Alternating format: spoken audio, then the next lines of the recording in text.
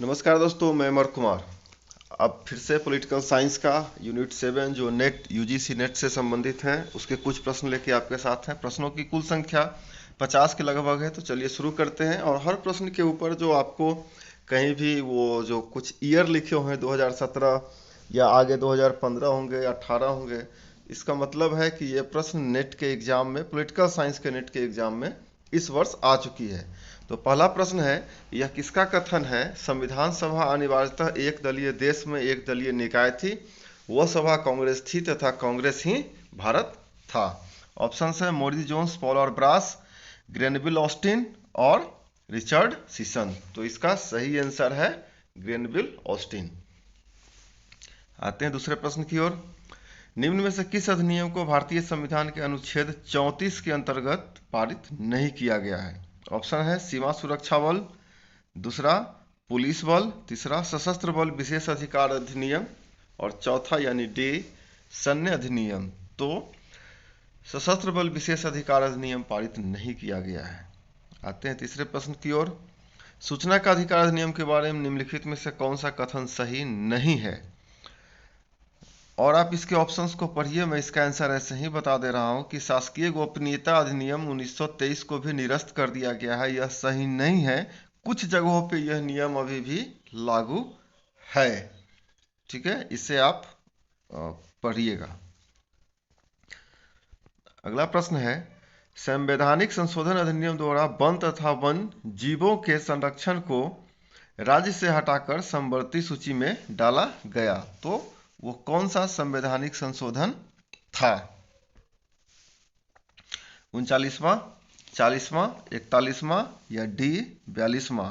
इसका सही आंसर है डी 42वां।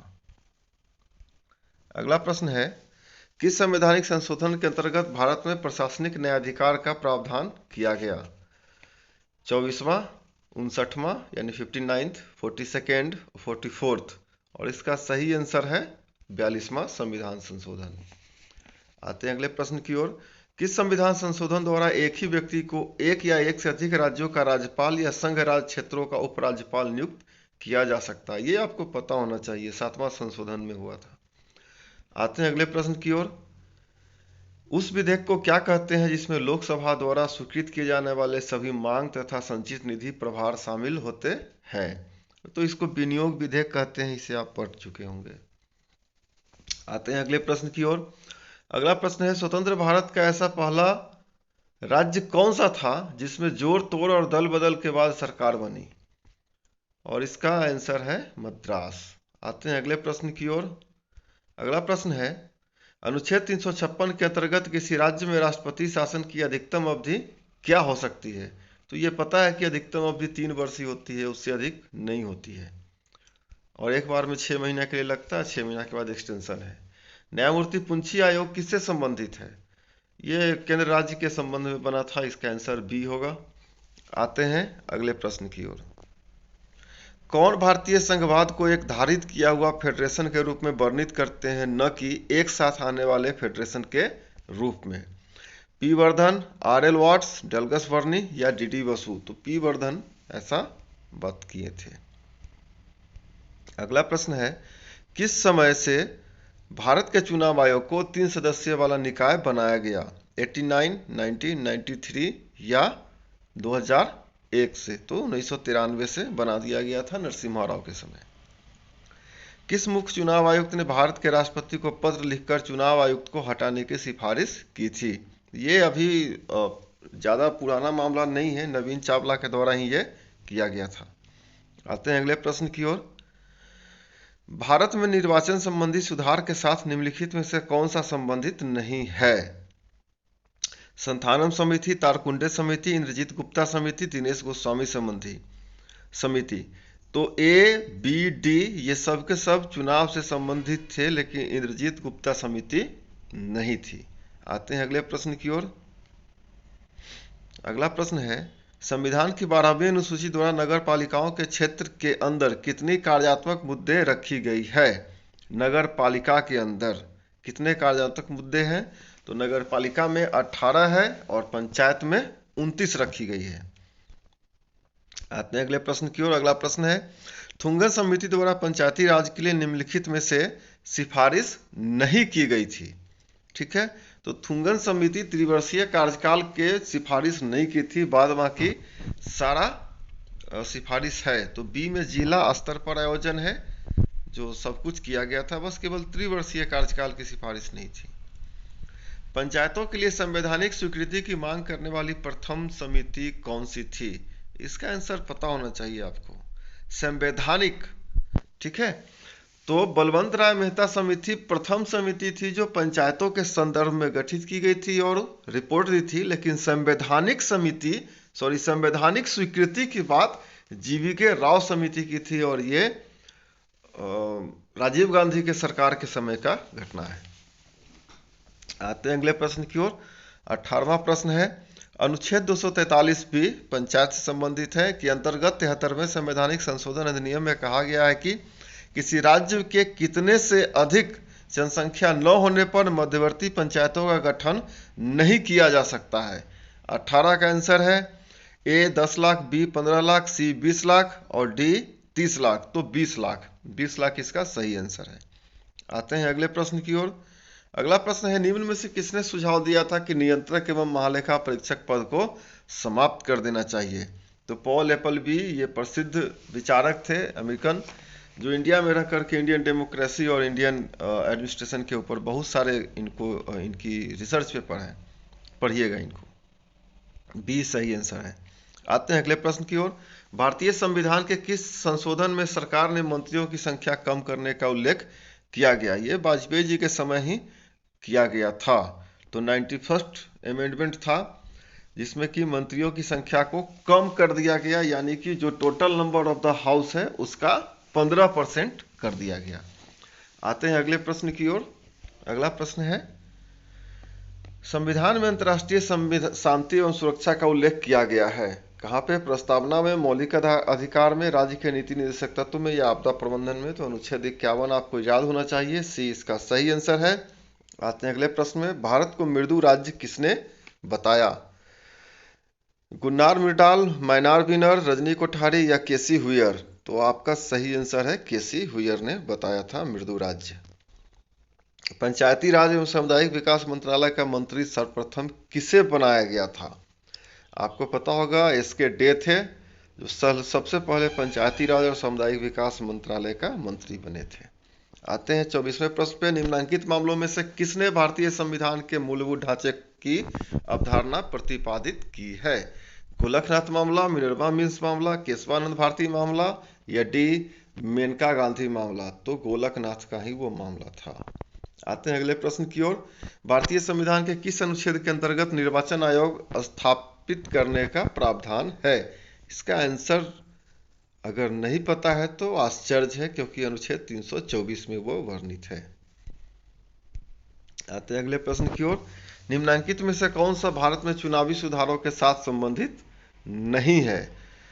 जीवीके राव समिति पहला ही है, सी जो नहीं है ये पंचायत से संबंधित है, बाद बाकी सब चुनावी सुधार, यानी दिनेश गोस्वामी, इंद्रजीत गुप्ता और तारकुंडे समिति चुनावी सुधार से है और जीवीके राव पंचायत से है। आते हैं अगले प्रश्न की ओर।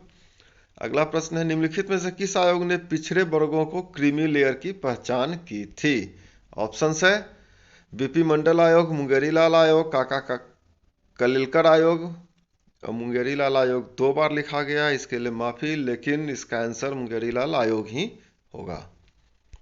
आते हैं अगले प्रश्न की ओर। राजनीतिक दलों का पंजीयन के प्रावधानों के अनुसार होता है? तो चुनाव आयोग के प्रावधानों के अनुसार होता है, बाद बाकी सरकार भी नहीं करती है, जनप्रतिनिधि अधिनियम भी नहीं करती है, न अनुच्छेद 324 करती है। अनुच्छेद 324 के तहत चुनाव आयोग का प्रावधान है। आते हैं अगले प्रश्न की ओर। निम्न में से कौन सा एक दलीय प्रणाली का लक्षण है? संघात्मक राज्य, एकात्मक राज्य, प्रजातांत्रिक राज्य या सर्वाधिकारी राज्य? तो इसका सही आंसर है सर्वाधिकारी राज्य। तो दोस्तों ये 30वां प्रश्न है। अभी तक आप बने हुए हैं, अच्छा लग रहा होगा आपको, तो काइंडली वीडियो को लाइक करें। चैनल अगर आप पहली बार देख रहे हैं तो चैनल को सब्सक्राइब करें और इसे अपने दोस्तों के साथ जरूर से शेयर करें। तो 30वां प्रश्न है, पंचायती राज व्यवस्था सम्मिलित है, समवर्ती सूची, संघ सूची, राज्य सूची या अवशिष्ट सूची में? तो राज्य सूची में पंचायती राज व्यवस्था सम्मिलित है। अगला प्रश्न है, निम्न में से कौन सा प्रधानमंत्री लोकसभा का सदस्य नहीं था? नेहरू जी, लाल बहादुर शास्त्री, पीवी नरसिम्हा राव या एच.डी. देवगौड़ा? तो लाल बहादुर शास्त्री नहीं थे। आते हैं अगले प्रश्न की ओर। भारत के राष्ट्रपति पर महाभियोग लगाया जा सकता है? इसका आंसर तो आपको पता होना चाहिए, संविधान के उल्लंघन के लिए ही है, क्योंकि भ्रष्टाचार राष्ट्रपति से कुछ होता नहीं है, अपराध वो करेंगे नहीं, और सार्वजनिक हित के विरोध में कार्य वो कुछ भी नहीं कर सकते हैं, क्योंकि वो जो भी करेंगे वो कैबिनेट के रिकमेंडेशन पे करेंगे। तो संविधान के उल्लंघन के लिए केवल हो सकता है। आते हैं अगले प्रश्न की ओर। अगला प्रश्न है, लोक निधि का अभिभावक किसे कहा जाता है? संसद, मंत्रिपरिषद, राष्ट्रपति या सीएजी को? तो सीएजी को ही कहा जाता है, सारा निरीक्षण परीक्षण वही करते हैं। सीएजी का मतलब है नियंत्रक और महालेखा परीक्षक, यानी कंट्रोलर एंड ऑडिट जनरल। भाषाई अल्पसंख्यक आयोग का मुख्यालय कहाँ पर है? ये ध्यान से इस प्रश्न को समझिएगा। लखनऊ, नई दिल्ली, प्रयागराज या सभी जगहों पे है? भाषाई अल्पसंख्यक आयोग का मुख्यालय ऑप्शन सी प्रयागराज में है। आते हैं अगले प्रश्न की ओर। किस अनुच्छेद द्वारा अनुसूचित जनजातियों की चर्चा की गई है? इसका आंसर आपको पता होना चाहिए, बहुत बार प्रश्न आ चुका है। 338 अनुच्छेद में अनुसूचित जनजातियों की चर्चा शामिल है। आते हैं अगले प्रश्न की ओर। भाषाई अल्पसंख्यक आयोग का गठन किस अनुच्छेद के तहत होता है? तो इसका आंसर मैं जल्दी से बता दे रहा हूं, ऑप्शन डी 350 बी के तहत भाषाई अल्पसंख्यक आयोग का गठन किया जाता है। आते हैं अगले प्रश्न की ओर। किस संविधान संशोधन के तहत राष्ट्रीय अनुसूचित जाति आयोग का गठन किया गया है? तो राष्ट्रीय अनुसूचित जाति आयोग का गठन संविधान संशोधन 48वां था, 65वां था, या सी 77वां है, या डी 86वां था? तो इसका सही आंसर है 65वां संशोधन के तहत राष्ट्रीय अनुसूचित जाति आयोग का गठन किया गया। अगला प्रश्न है, नियंत्रक एवं महालेखा परीक्षक का पद संविधान के किस भाग में उल्लेखित है? अनुच्छेद नहीं, भाग, पार्ट ऑफ द कॉन्स्टिट्यूशन। और भाग 5, भाग 6, भाग 3 या भाग 9 में है? इसका सही आंसर है भाग 5। अगला प्रश्न है, किस अनुच्छेद के तहत राष्ट्रपति पर महाभियोग की प्रक्रिया आरंभ की जाती है? इसका आंसर पता होगा आपको, डी इसका सही आंसर है, article 61 on the breach of constitution. 40वां क्वेश्चन है, राष्ट्रपति को उसके कार्यकाल में बंदी नहीं बनाया जा सकता, किस अनुच्छेद में वर्णित है? 358, अनुच्छेद 361, अनुच्छेद 77 या अनुच्छेद 59? तो अनुच्छेद 361 में ये वर्णित है कि राष्ट्रपति को कार्यकाल में बंदी नहीं बनाया जाएगा। 41वां है, निर्वाचन आयोग की स्थापना किस वर्ष हुई थी? ये गंभीर प्रश्न है।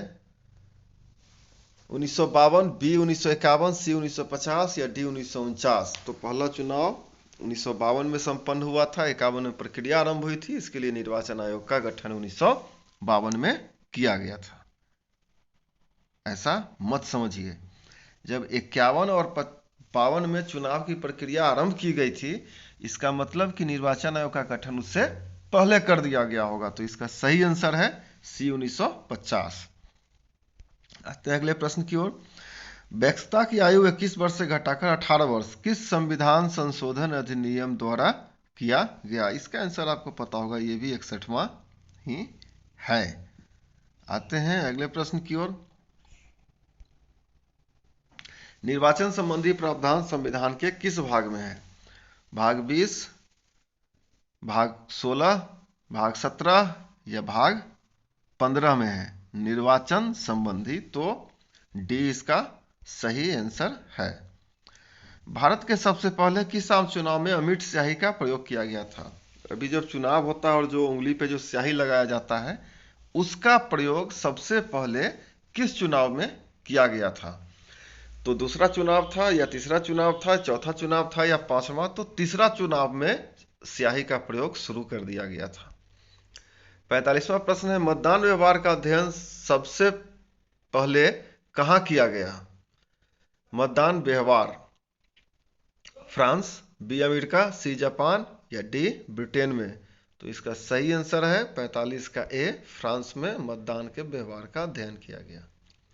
निर्वाचन क्षेत्र राजनीतिक दलों का मतदान से पहले चुनाव प्रचार कब समाप्त हो जाता है? यानी कि जिस दिन वोटिंग है उससे कितना समय पहले प्रचार निर्वाचन क्षेत्र में बंद हो जाता है? तो ये 48 घंटा पहले बंद हो जाती है।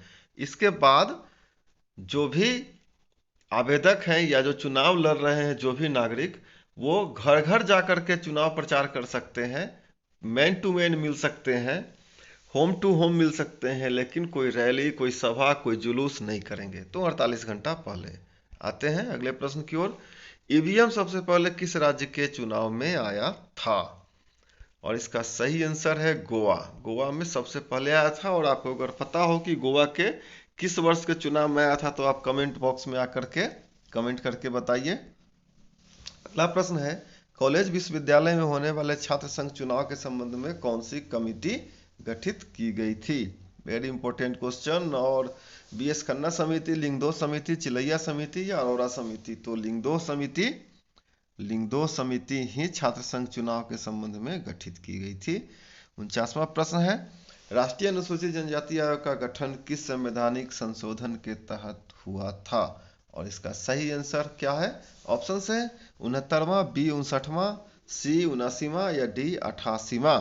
तो इसका सही आंसर है 49 का सी, 89th अमेंडमेंट। और दोस्तों ये आखिरी प्रश्न यानी 50वां प्रश्न है, राष्ट्रीय अनुसूचित जनजाति आयोग की चर्चा किस अनुच्छेद के अंतर्गत है? आपको बताना है अनुच्छेद 338, अनुच्छेद 339, अनुच्छेद 335 या अनुच्छेद 332। तो दोस्तों आज के लिए इतना ही प्रश्न है। फिर मिलेंगे हम किसी नए वीडियो में। नए वीडियो यानी यूनिट 8 में मिलेंगे यूजीसी नेट वालों के लिए। लेकिन अब से अभी लगातार वीडियो आने शुरू हो जाएंगे। तो वीडियो को लाइक करें, चैनल को सब्सक्राइब करें यदि आप पहली बार वीडियो देख रहे हैं तो, और इसे अपने दोस्तों के साथ जरूर से शेयर करें। तो आज के लिए इतना ही, मिलेंगे फिर। जाने से पहले इसका आंसर मैं बता दूं कि इसका राष्ट्रीय अनुसूचित जनजाति आयोग की चर्चा अनुच्छेद 338 क में है। तो इसका सही आंसर होगा ए 338 क।